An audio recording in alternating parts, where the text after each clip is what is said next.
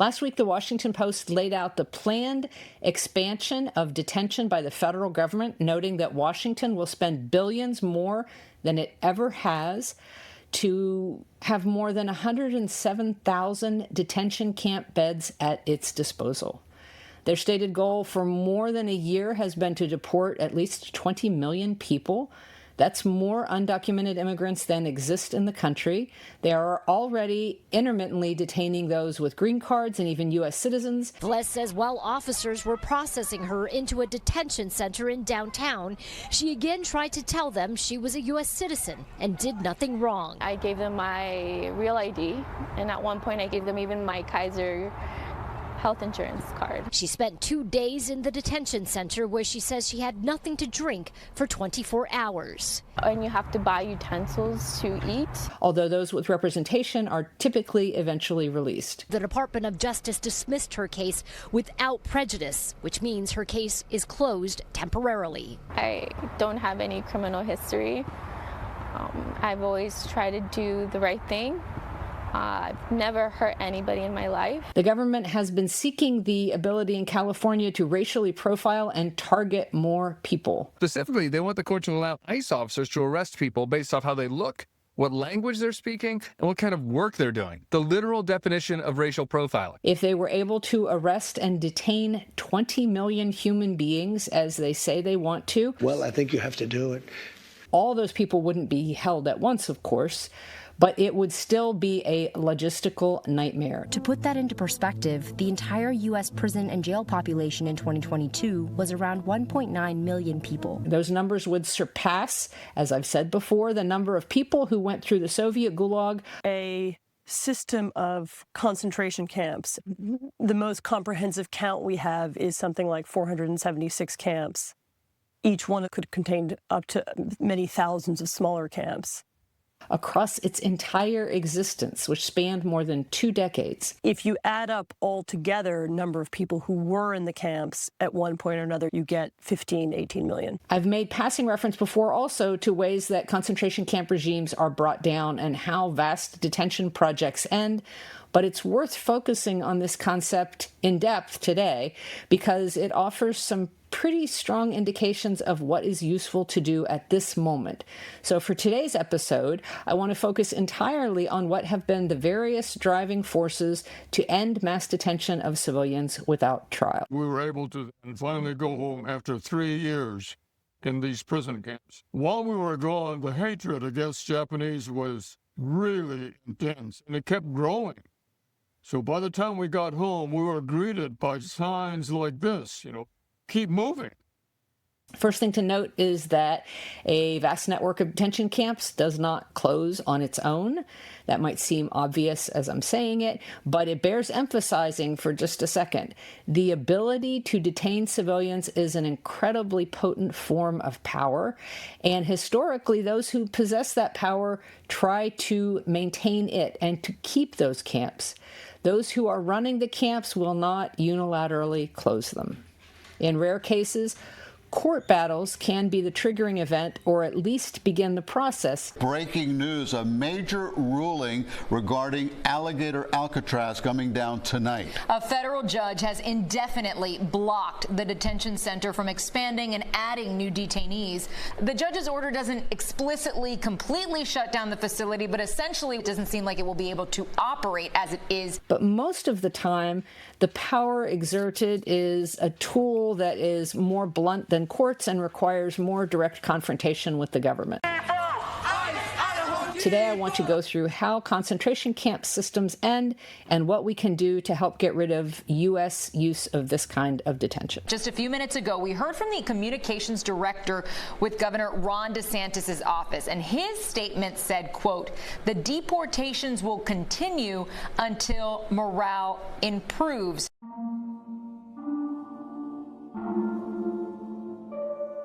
One quick thing to say is that concentration camps, the mass detention of civilians without any real trial on the basis of identity, These camps are an addition to whatever legal system currently exists in a given country.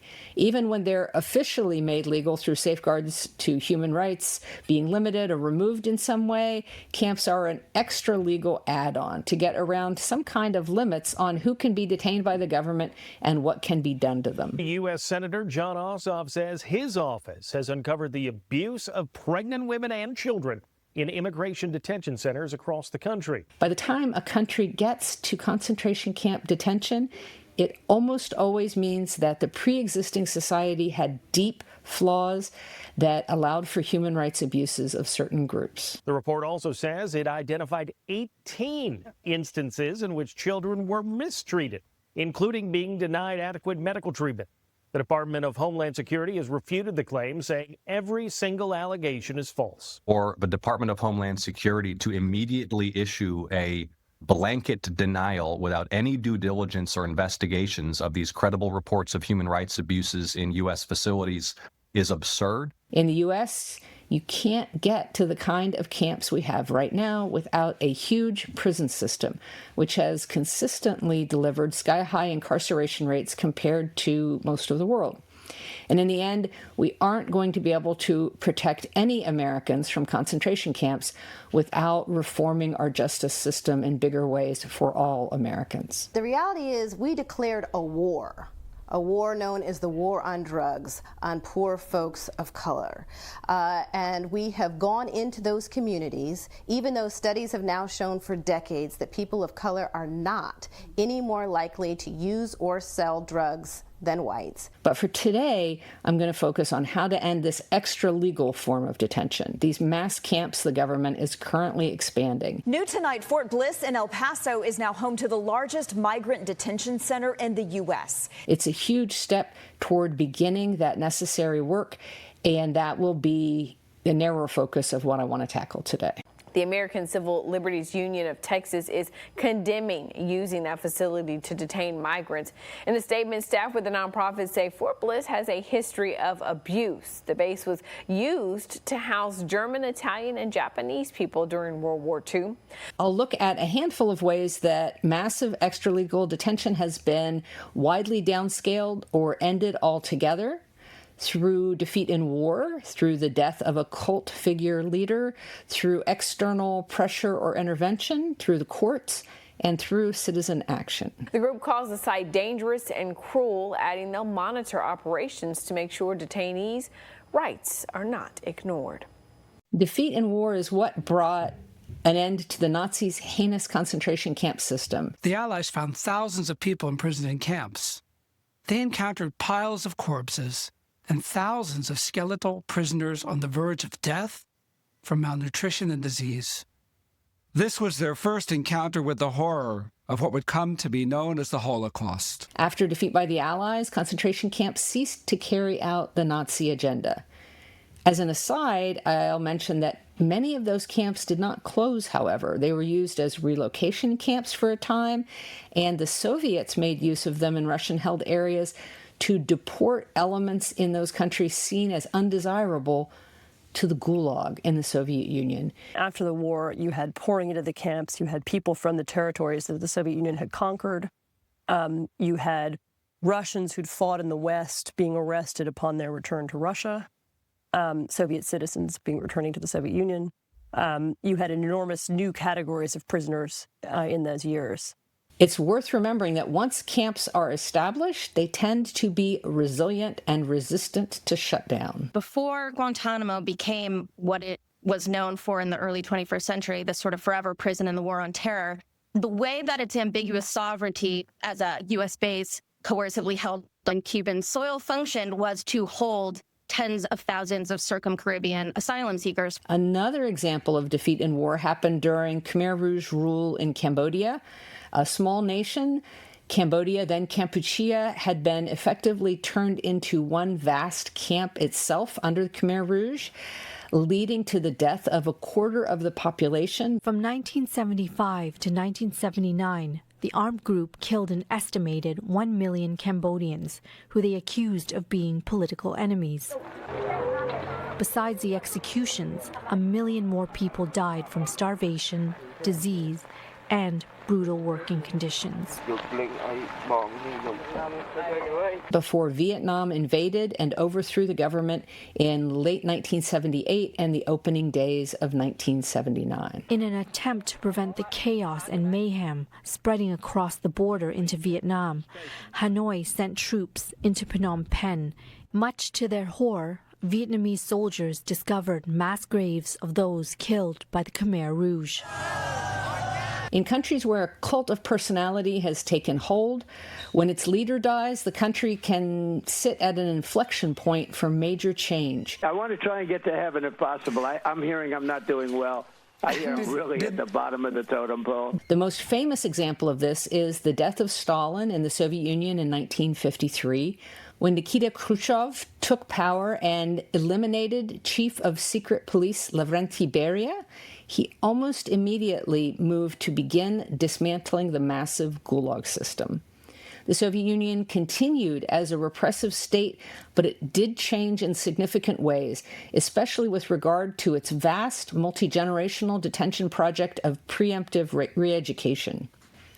There were camps before that and there were camps after that, but they didn't have quite the same significance. Even with Beria and Stalin gone, it took several years to undo the larger Gulag apparatus. And even after that, arbitrary detention through forced psychiatric holds and labor camps remained part of the regular legal system even after the extrajudicial camps were eliminated. Something between international intervention and all-out war took place in Argentina in 1982 when the government claimed sovereignty of the Falkland Islands. Control of the island territories had long been a matter of disagreement between the UK and Argentina, and the loss of that conflict helped to trigger instability in Buenos Aires as well, with the 1983 fall of military dictatorship that had been in power for nearly a decade. It was here, in the attic of a military school, that Carlos was imprisoned for 15 months, his eyes covered, his hands and feet bound. The school was an illegal detention center for political dissidents during Argentina's dictatorships. It also served as a maternity ward. Pregnant detainees gave birth with hoods placed over their heads. Mothers never saw their babies. The end of the military dictatorship there launched the end of the secret detention, torture, and murder of tens of thousands of Argentinian citizens. If outside pressure from an unfriendly nation helped speed an end to detention and repression in Argentina, it was action from a friendly government that created pressure to end mass detentions in Chile in the 1970s. After its 1973 military coup, Chile's generals received support despite widespread detention camps and murders of opponents, real and imagined. The Directorate of National Intelligence, known as DINA, to the DINA can be attributed most of the horrific incidents of torture documented by the Catholic Church and abroad by organizations such as Amnesty International. Had likewise been encouraged by the U.S. during its reign over camp and torture sites. Its notorious torture centers, including the Villa Grimaldi, which DINA with humor nicknamed the Laughter Palace. The DINA worked together with the dictatorships of Uruguay, Paraguay, Argentina, and Brazil. And they planned Operation Condor, which was a large-scale operation to purge the whole of South America of left-wing sympathizers. An estimated 60,000 were killed across the continent. But this dynamic changed in 1976 when DINA orchestrated the Washington, D.C. assassination of Chilean dissident Orlando Letelier. Letelier was now a leader of the opposition against the junta and a powerful critic of the secret police. An assassination that also killed his assistant, Ronnie Moffat, who was a U.S. citizen. I can see Radiant Circle from my window, and I see the place where Orlando's car exploded. He made only one mistake. He was convinced that nothing like this could happen in Washington. He was absolutely sure that Pinochet wouldn't dare to act here.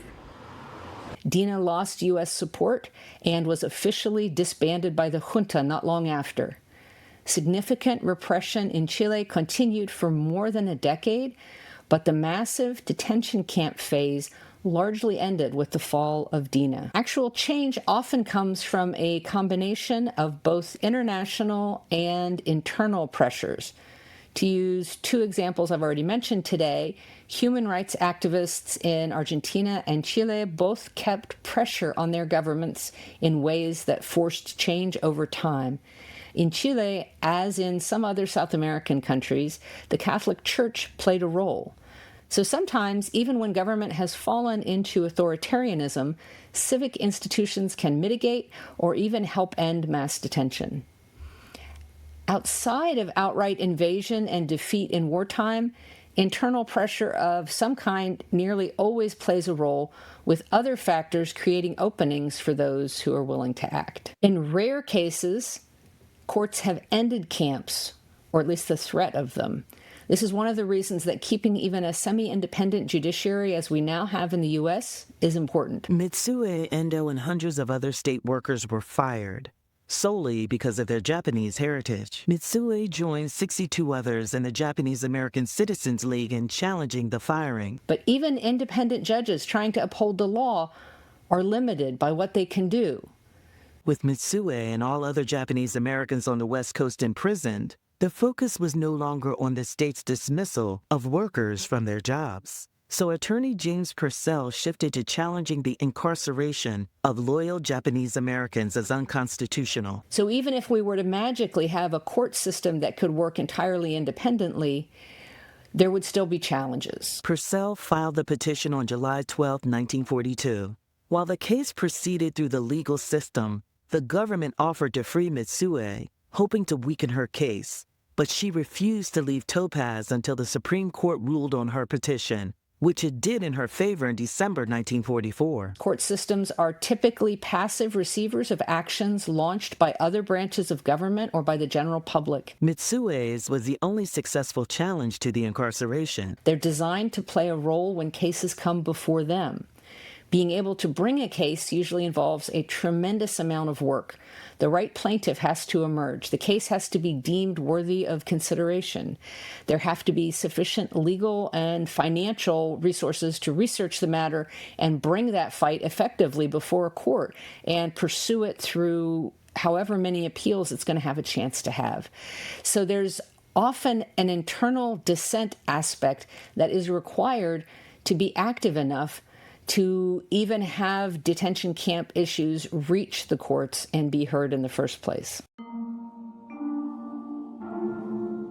Concentration camps are one of the favorite tools of repressive governments, but they're also one of the most visible, which means that they sometimes become casualties of that visibility. So as in the case of Chile or Soviet Russia that I've mentioned, even after that peak of mass detention has passed, and most or all concentration camps are dismantled, it doesn't mean that the society is no longer under significant repression.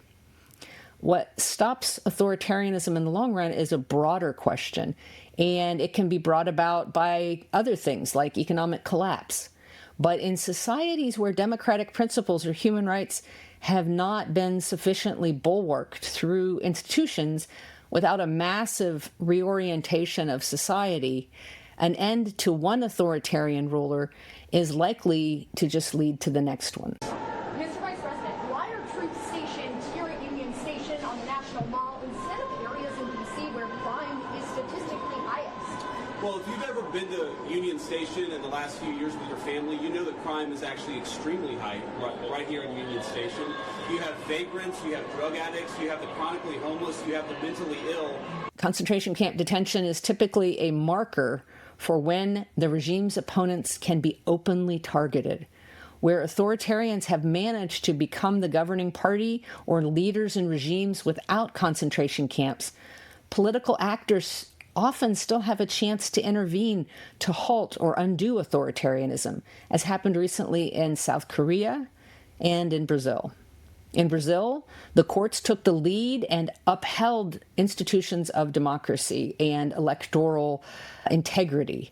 In South Korea, A combination of public protests, courts, police, and legislators acted to preserve the country from an attempt to entrench power via martial law. They become the first ever former First Lady and former President to be arrested and held in detention here in South Korea. That's the first time in the country's political history that this has happened. The U.S. right now is in worse shape democratically in terms of its institutions than either South Korea or Brazil. You know, Vladimir Putin said something, one of the most interesting things. The courts are still an important avenue to interfere with the president's illegitimate seizure of power, and the lower courts are doing tremendous amounts to uphold the rule of law right now. But the Supreme Court is corrupt and compromised, and in a high-profile case directly related to presidential authority on extrajudicial detention systems in the way that they're being expanded right now, the current Supreme Court is likely to side with Trump as he tries to accumulate more power. Major news from the Supreme Court, the conservative majority handing a victory to the Trump administration by limiting the power of the lower courts to issue nationwide injunctions. So what does this mean for the president's controversial executive order on birthright citizenship? For now, I do expect lower court rulings to continue to do a lot to mitigate the harm being done. Odie Wafsi, Deputy Director of the ACLU's Immigrants' Rights Project. What's the significance of today's ruling by this federal judge? As you know, the Supreme Court recently opened the door to the potential enforcement of this grossly unconstitutional order against some children. And what today's order means is that no child in the country can be subjected to this order. No child's citizenship can be stripped away. But the fact is that we can't count on the highest court in the land to protect democracy. So how final is this? Will this be appealed? Does it go to another court, or this is it? No, the Trump administration will almost certainly appeal. Democratic legislators seem to be at a tremendous loss for how they themselves could take action right now. Republicans are on the run with respect to the economy. Donald Trump consistently promised that grocery prices were going to be lowered on day one. But costs aren't going down, they're going up. And at this point, the U.S. is unlikely to face invasion or defeat in war. There are a few outside nations with the power to influence U.S. policy away from developing this suffocating network of concentration camps. But most serious global powers that Trump would be inclined to listen to are in favor of this kind of arbitrary detention. I've always had a fantastic relationship with President Putin, with Vladimir. Though I would say it is a good idea for democratic countries to consider banding together to impose sanctions on the U.S. against these kinds of activities. We have gathered more than 500 credible reports of serious human rights abuses in these Homeland Security facilities. You know, there at some point is going to be a reckoning for all of this. On the cult of personality front, if Trump were to die in office, it would provide an opening for a massive shift in the country's direction. If I can get to heaven, this will be one of the reasons. But once the infrastructure and bureaucracy of a system of the kind the administration has described as its goal is put in place, it's much harder to get rid of camps. This project of ending them typically takes years and is prone to backsliding or altogether new uses for existing camps.